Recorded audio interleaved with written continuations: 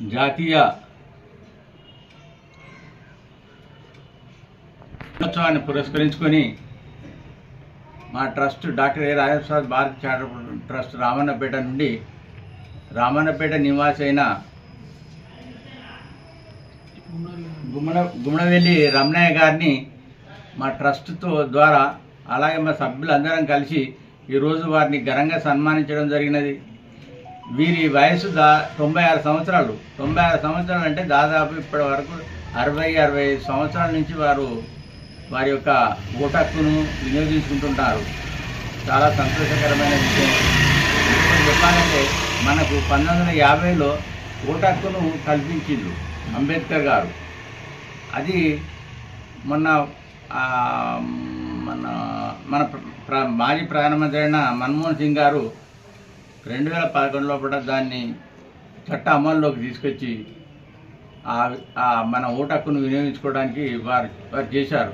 అంబేద్కర్ వారి యొక్క ఆశయాలను మనం నిలుపుకోవాలంటే ఓటు హక్కు అనేది తప్పనిసరిగా ప్రతి ఒక్కరూ వినియోగించుకోవాలి. అలాగే దేనికి లొంగకుండా డబ్బుకు కానీ మద్యానికి కానీ ఇంకా ఏ ఇతరత్ర చెడు అలవాట్లకు లొంగకుండా మన ఓటు హక్కును సరైన వ్యక్తికి సరైనగా వేసి సద్వినియోగం చేసుకొని మనం ఓటు వేసేది ఉంటే సరైన నాయకులను మనం ఎన్నుకుంటాం. అలాగే ఆ సరైన నాయకుల వల్ల మన యొక్క దేశ ప్రజలకు కూడా న్యాయం జరుగుతుంది, సస్యశ్యామలు ఉండడానికి అవకాశం ఉంటుంది. కాబట్టి మీకు అందరికీ ఈ యొక్క విన్నపం మా ట్రస్ట్ ద్వారా చేసేది ఏంటంటే మీరు సరైన నాయకులను ఎన్నుకోండి. నిష్పక్షపాతంగా ఏ విధమైన వాటికి లోపడకుండా మీరు ఓటు వేయాలని, ఓటు వేసుకుని మీ ఓటును మీరు సద్వినియోగం చేసుకొని సరైన న్యాయం చేయాలని ఈ సందర్భంగా కోరుకుంటున్నాను. స్వతంత్రంగా మన రాజ్యాన్ని ఏలుకుంటామనే ఉద్దేశంతో పెట్టుకున్నారు. కానీ ఆ ఉద్దేశం ఈరోజు నిజంగా అవ్వటం లేదు. ఇది అంటే కొందరికి వ్యతిరేకం అవుతుంది, కొందరికి మంచిగా అనిపిస్తుంది. కానీ భారత రాజ్యాంగంలో ఎన్నికలకు ఇచ్చిన స్వేచ్ఛ దేనికి ఇవ్వలేదు. కానీ మొదటి ఎలక్షన్స్లో పెట్టుకుంటారు. అడవాల సత్యనారాయణ గారు తెలంగాణ నుంచి, ఎంఎస్ రాజలింగం గారు ఆంధ్ర నుంచి, అక్కడి నుంచి స్టార్ట్ చేశారు. మొదటి ఎలక్షన్లో అడవాల అయ్యేవని ఈయన పాట పాడతాడు, ఎంఎస్ అయ్యేను ఆయన పాట పాడతాడు. ఇది మేము విద్యార్థులం అప్పుడు. కానీ రాజ్యాంగంలో ఓటు హక్కు సద్వినియోగం అవ్వటం లేదని నా నమ్మకం. ఎన్నో 10, 16, 12, 11 ఎలక్షన్స్ పాల్గొన్నాం.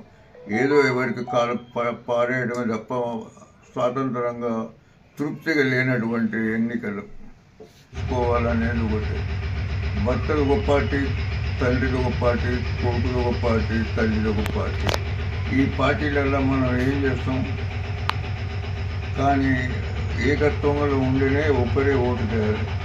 భార్య ఓటు వేయడానికి పోతే భర్తను అడుగుతుంది, ఏమయ్యా ఎవరికి వేయాలని. ఆ కాలం ఇక్కడ ఇప్పుడు లేదు. వాళ్ళని నీ ఇచ్చిందా, నీ తల్లిగారు ఇచ్చిందా, నీ అబ్బగారు ఇచ్చిందా అంటాడు. కాబట్టి తన ఇష్టం వచ్చినట్టు పార్టీని ఎవరైతే సద్వినియోగం చేసుకొని రాజ్యాంగాన్ని కాపాడి ప్రజలకు సేవ చేస్తారో వాళ్ళకే ఓటు వేయాలనే అభిప్రాయం ఉంటుంది. కానీ అది ఈ వయసులో నాకు అగపడటం లేదు, ఇన్నేళ్ళ సర్వీసులో కూడా. ఎందుకంటే పార్టీలు ఓటు వినియోగం చాలా రకరకాల పోతున్నాయి. తండ్రిలో ఒక పార్టీ, కొడుకులో ఒక పార్టీ, భార్యలో ఒక పార్టీ, కొడుకుల్లో ఒక పార్టీ. అన్యం పుణ్యం తెలియని పిల్లలను కూడా ఉపయోగించుకొని మనసులు చేసుకొని ఒకరి మీద ఒకరు పంచాయతీలు, కుట్రాటలు, తన్నులు, గుద్దులు స్వచ్ఛమైనగా ఉపయోగించుకోవట్లేదు. ఇష్టం పార్టీ ఎవరెవరు ఎక్కడెక్కడ ఎవరికైనా వేసుకోవచ్చు. కానీ కల్మషాలు, ఈ విధానాలు, తనులాటలు, గుద్దులాటలు, మర్డర్లు ఇవి కాకూడదు. ఇది మన ఆలోచన. కానీ ఈ ఓటు భారత రాజ్యాంగంలో స్పష్టంగా పలుచుకున్నప్పుడు ఎంత గొప్ప విషయం అంటే ఇంతకంటే గొప్ప విషయం ఇంకొకటి లేదు. చాలా కాన్స్టిట్యూషన్లో రైట్స్, ఓటు హక్కు ఏదైతే ఇచ్చారో అది చాలా గొప్ప విషయం. ప్రతి వాడికి ప్రతి దేని వాడికి విలువగా ఇచ్చారు. ఆఖరికి లేవలేని వాడిని కూడా తీసుకెళ్ళి ఓటు వేయించుకునే అధికారం కూడా చేపట్టారు. కుంటి గుడ్డి వాళ్ళని కూడా ల్యాబెట్గా పోయి ఓటు వేయించుకుంటున్నారు. కానీ ఇది ఎంతవరకు సమంజసము కావాలి. కానీ వేసాగిలం 93, 94 ఏళ్ళు నడుస్తున్నాయి. ఎన్నో ఎన్నికల్లో పాల్గొన్నాం. పాల్గొన్నా కూడా తృప్తి లేనటువంటి జీవితం అవుతుంది. కారణం ఏంటంటే నేటి రాజకీయ చైతన్యమే. ఇది మంచి అంటే ఒకటి చెడ్డ అంటాడు.